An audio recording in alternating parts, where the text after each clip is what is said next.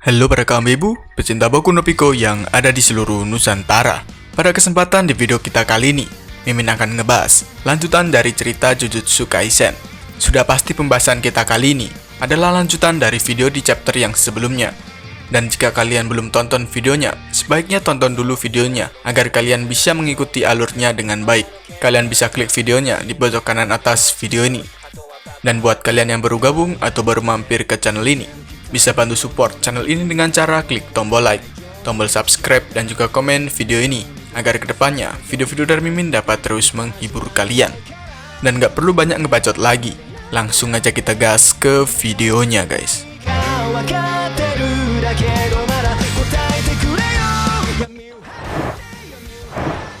Cerita di chapter kali ini diawali pada saat Yaga Sensei bertemu dengan Gojo Satoru untuk memberitahunya berita buruk mengenai Geto Suguru yang sekarang sudah menjadi buronan sebagai kriminal. Tak satu pun dari mereka yang dapat memahami apa yang terjadi dengan sahabat dekat Gojo Satoru ini. Hal ini langsung membuat Gojo Satoru panik untuk pertama kalinya. Sementara itu, di Shinjuku, Shoko bertemu dengan Geto Suguru saat dia sedang asik merokok. Shoko berbicara tentang tuduhan terhadap Geto dengan nada yang ramah untuk memastikan bahwa tuduhan itu tidaklah benar. Tetapi Geto Suguru mengakui bahwa tuduhan itu memang benar adanya. Geto menjelaskan dia ingin membuat dunia tanpa adanya kutukan dengan cara menghabisi semua non-penyihir. Shoko hanya bisa terheran-heran dengan ide gila tersebut.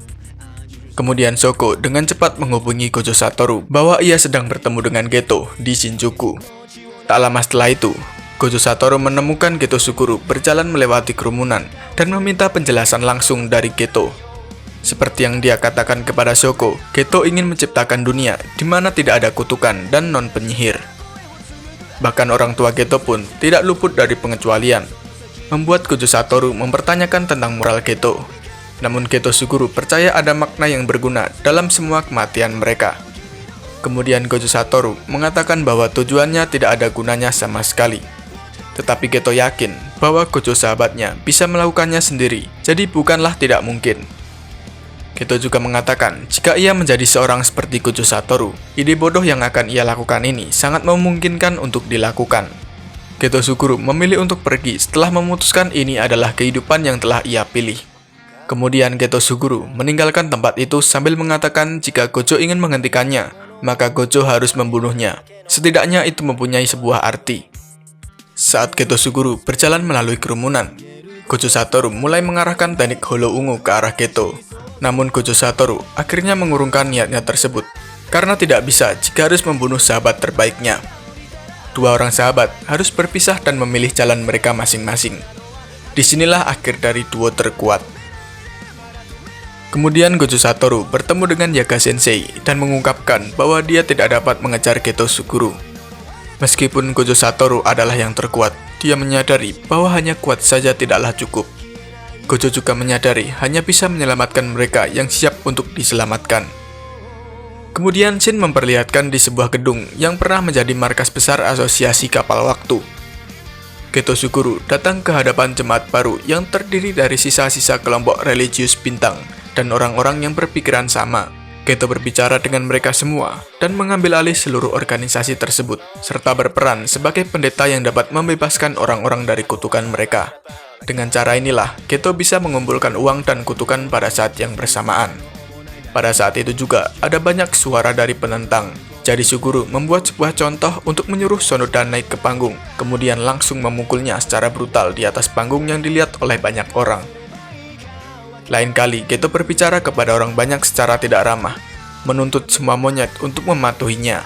Ia membenci non-penyihir, itu adalah perasaan yang sudah ia pilih. Di tempat lain, Gojo Satoru menemukan Megumi Fushiguro, anak dari Toji. Megumi muda menanyai pria aneh itu, dan bertanya mengapa dia menatapnya dengan tatapan yang aneh. Gojo Satoru tampak kesal dengan ekspresi Megumi saat bertemu dengannya pertama kali. Ekspresi itu sangat mirip dengan Toji. Dari sinilah awal pertemuan antara sang guru dan murid.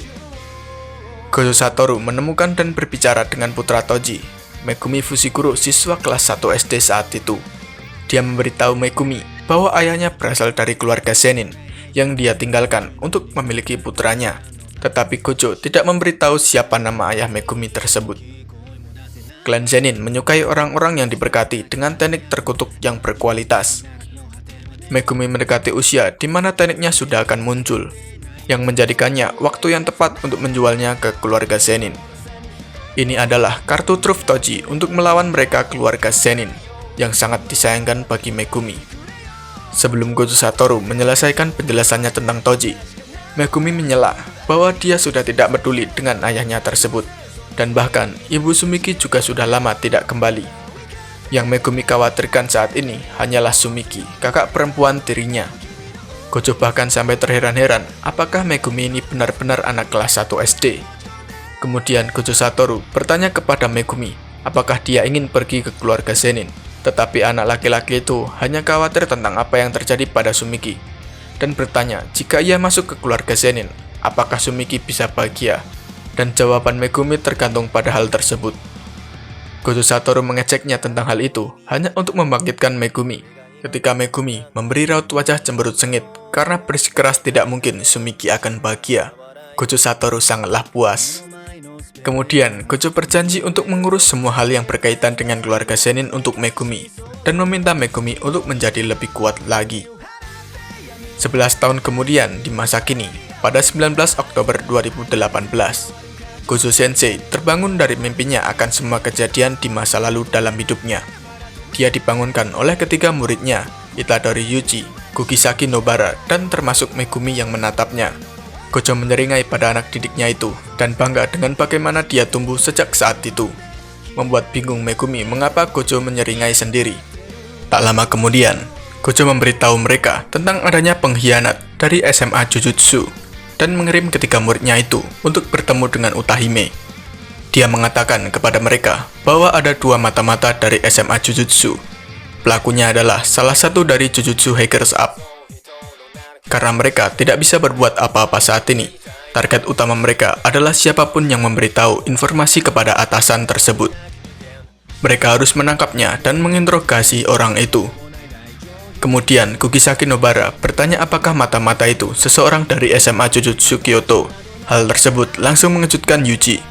Megumi mengatakan bahwa sudah pasti pelakunya dari SMA Jujutsu Kyoto, karena semua orang dari cabang Tokyo sedang berada di situ.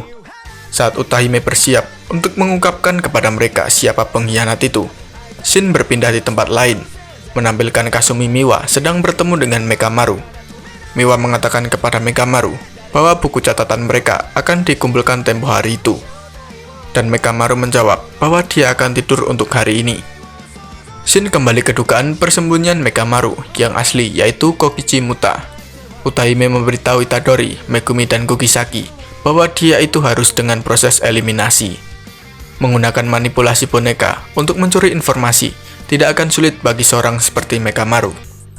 Pada saat yang sama, Kokichi Muta mempersiapkan pengunjungnya. Namun Yuji mendobrak pintu ke tempat persembunyian palsu, memastikan kepada mereka bahwa Kokichi Muta adalah mata-mata pengkhianatnya. Di tempat lain, persembunyian yang sebenarnya, Kokichi bertemu dengan Maito dan Geto palsu. Dia mencaci maki mereka karena sudah ikut serta, tetapi Geto meyakinkannya bahwa mereka tidak akan pernah melanggar sumpah yang mengikat mereka. Kokichi mengatakan bahwa mereka sudah melanggar sumpah yang mengikat dengan melukai orang-orang dari Kyoto.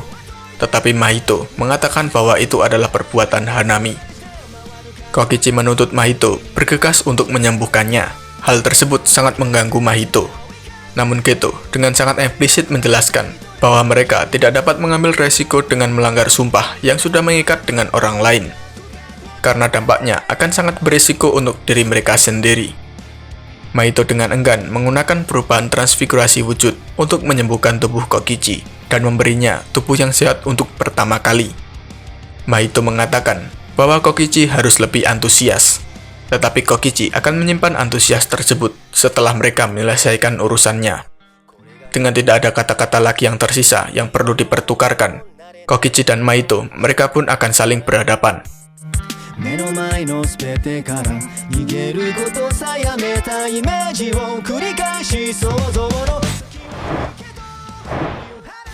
Nah, itulah tadi pembahasan untuk chapter kali ini. Jika pembahasan Mimin ada yang salah atau ada yang kurang, kalian bisa nambahin di kolom komentar video ini.